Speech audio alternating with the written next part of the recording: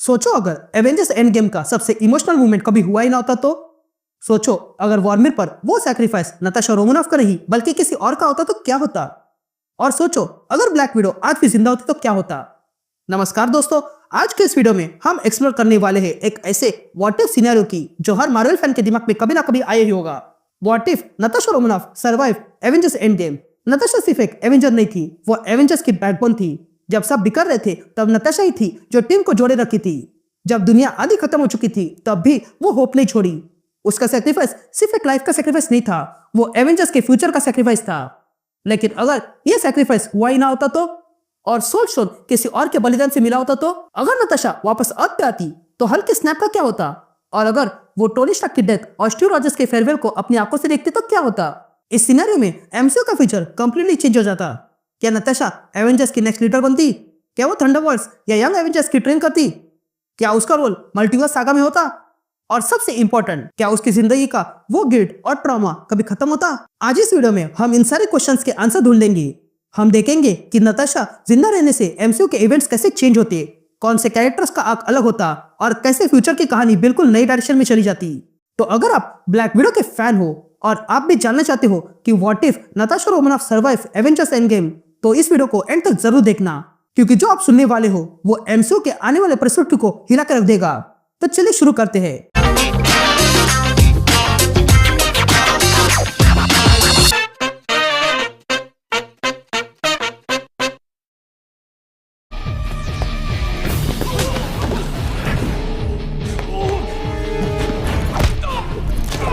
तो यार ये सब कुछ एवेंजर्स एंड गेम से शुरू होगा।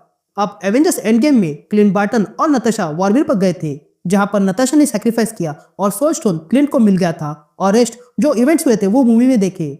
लेकिन यहाँ पर सिनेरियो बदल जाता। यहाँ पर नताशा और क्लिंट वॉर्मिर पर जाते सोल स्टोन प्राप्त करने के लिए, लेकिन वहां पर नताशा की जगह पर क्लिंट सैक्रिफाइस करता और नताशा को सोल स्टोन मिलता। अब इस बात से नताशा बहुत दुखी होती, क्योंकि उसे सैक्रिफाइस करना था, लेकिन क्लिंट ने किया, इसलिए वो सोल स्टोन लेकर वापस एवेंजर्स के पास जाती है। अब यहाँ पर भी हाल अलग होंगे। यहाँ नताशा वापस आएगी और सबसे कहेगी कि क्लिंट ने सैक्रिफाइस किया, जिसके बाद सारे एवेंजर्स को दुख होगा, क्योंकि हॉकाय उनके एवेंजर्स के फाउंडिंग मेंबर में से है। और यहाँ काइंड ऑफ टीम टूट जाएगी, लेकिन नताशा उन्हें एक करके रखेगी। और फिर बाकी वही होगा जो मेन टाइमलाइन में हुआ, यानी कि थैनोस का आना, सारे हीरोज को थैनोस के साथ लड़ना और एंड में टोनी का स्नैप करना। अब यहाँ फ्यूनरल की सीन में क्लिंट की फैमिली होगी, पर क्लिंट नहीं होगा, उसकी जगह नताशा होगी। लेकिन यहाँ से सारी कहानी बदल जाती है, क्योंकि इसके बाद एवेंजर्स खत्म हो चुके थे, लेकिन नताशा ऐसा होने नहीं देगी। ये बात तो एवेंजर्स एंड गेम की थी। अब जानते हैं कि नताशा का एमसीयू के फ्यूचर प्रोजेक्ट्स पर क्या असर होता। तो देखा जाए तो वांडा विजन पे उसका इतना खास असर नहीं होता, और वो इवेंट्स वैसे ही चलते जैसे मेन टाइमलाइन में हुए थे। लेकिन ब्लैक विडो मूवी पूरी तरह बदल जाती। अब ये मूवी पुराने इवेंट्स पे नहीं बल्कि आने वाले इवेंट्स पे होती। नताशा अपनी फैमिली से कैसे डील कर रही है और उसका उसके सिस्टर के साथ कैसा रिलेशन है ये दिखाया जाता। अब मेन टाइमलाइन में तो नताशा की मौत के बाद येलेना मेन लीडर बन गई, लेकिन यहाँ ऐसा कुछ नहीं होगा, क्योंकि नताशा अब भी जीवित है और वो उसे अपना टैलेंट यूज करने में मदद करेगी। इसके बाद नताशा का इम्पैक्ट हॉकाई सीरीज पर भी बहुत होगा। अगर वो होती तो हॉकाई सीरीज कुछ और ही होती, क्योंकि उसमें नताशा क्लिंट की फैमिली को बहुत क्लोज रखती और उन्हें सपोर्ट करती और आगे बढ़ने के लिए मदद करती। और तो और वो केट बिशप के लिए भी मेंटर बन जाती, ताकि वो हॉकाई का टाइटल संभाल ले। बाकी तो कुछ इवेंट्स वैसे होते जो मेन टाइमलाइन में हुए थे, यानी कि किंगपिन का आना, केट से लड़ना, और हाँ यहाँ पर केट और येलेना की मीटिंग भी अलग तरीके से होती। उसके बाद डेयरडेविल में भी नताशा का कम ही रोल होता, लेकिन नताशा का फैल्कन और विंटर सोल्जर सीरीज पर बहुत असर होता। नताशा के होने के कारण बकी को रिकवर होने में एक मॉरल सपोर्ट मिल जाता, और नताशा ही सैम को नया कैप्टन अमेरिका बनने के लिए एनकरेज करती, जिससे सैम कभी शील्ड ही नहीं छोड़ता और न ही जॉन वॉकर कभी कैप्टन अमेरिका बनता। इतना ही नहीं, फैल्कन एंड विंटर सोल्जर के event captain America brave new world पे भी असर करते, जिसके बारे में मैं थोड़ी देर में बात करूंगा। लेकिन पहले देखते हैं कि नताशा का सीक्रेट इन्वेजन पर क्या असर पड़ता। तो यह नताशा के होने के कारण जो ट्रैश सीक्रेट एवेंजर्स के नाम पे हमें दिखने मिला वो नहीं मिलता। यहाँ पर नताशा और फ्यूरी मिलकर स्कल्स के इन्वेजन को पता करते, और रोडी भी अधिक समय तक छुपा नहीं रहता। जो कचरा हमें देखने मिला उससे तो ये काफी अच्छा ही होता।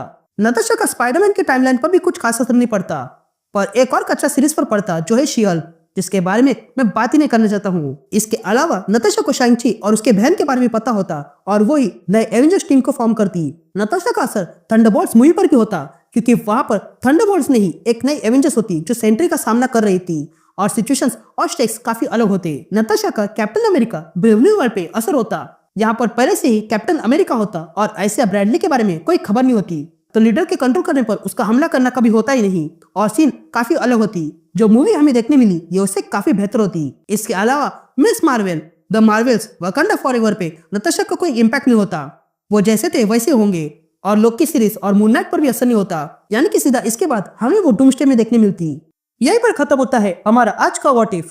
सोचो अगर नताशा रोमानोफ जिंदा होती तो शायद एवेंजर्स इतने बिखरते नहीं, शायद वांडा इतने अंधेरों में नहीं जाती, शायद दुनिया थोड़ी सेफ होती और थोड़ी कम ब्रोकन होती। नताशा एक गॉड नहीं थी, उसके पास कोई कॉफी पावर नहीं थी, वो एक नॉर्मल इंसान थी, लेकिन उसका करेज, उसका डिसिप्लिन और उसका हार्ट उसे एक्स्ट्राऑर्डिनरी बनाता है। शायद उसका सबसे बड़ा सुपर पावर यही था कि वो कभी होप नहीं छोड़ती थी। और शायद रियल हीरोज यही करते हैं, जो स्पॉटलाइट में नहीं होते हैं बल्कि शैडोज में रहकर सबको बचाते हैं। अगर आपको व्हाट इफ पसंद आया तो वीडियो को लाइक कर देना और कमेंट करो कि आपका क्या मानना है, क्या नताशा को जिंदा रहना चाहिए था। और ऐसी एमसीयू के क्रेजी व्हाट इफ सिनेरियोस के लिए चैनल को सब्सक्राइब करना मत भूलना, क्योंकि यहाँ पर हम सिर्फ स्टोरीज नहीं सुनाते हैं, हम अल्टरनेट रियलिटीज को बनाते हैं। मैं मिलता हूँ आपसे अगले वीडियो में। Until then good bye and thanks for watching.